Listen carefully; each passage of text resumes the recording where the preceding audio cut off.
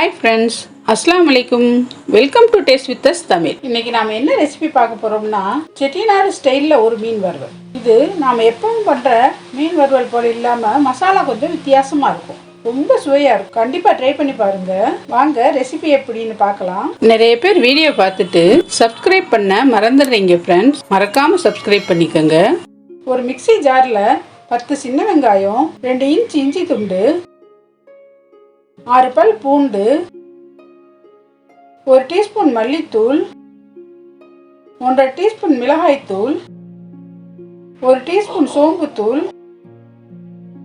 1/2 teaspoon மஞ்சள் தூள், 1/2 teaspoon மிளகுத்தூள், 1 டீஸ்பூன் சீரகத்தூள், தேவையான அளவு உப்பு சேர்த்து நல்லா ஃபைன் பேஸ்டா அரைச்சி எடுத்துக்கணும். அரைச்ச விழுத பெரிய பவுல்ல மாத்திக்கிட்டு மீன் துண்டுகள்ல நல்லா மசாலா பிரட்டி வச்சுக்கணும். மீன் துண்டுகளை 1/2 மணி நேரம் நல்லா ஊற வச்சுக்கணும். சூடான எண்ணெயில மீன் துண்டுகளை பொரிச்சு எடுத்தா சுவையான செட்டிநாடு மீன் வறுவல் ரெடி. இந்த ரெசிபியை கண்டிப்பா ட்ரை பண்ணி பார்த்துட்டு கமெண்ட்ல சொல்லுங்க. ரெசிபி பிடிச்சிருந்தா லைக் பண்ணுங்க, ஷேர் பண்ணுங்க, கமெண்ட் பண்ணுங்க. டேஸ்ட் வித் அஸ் தமிழை சப்ஸ்கிரைப் பண்ணிக்கோங்க. தேங்க்யூ.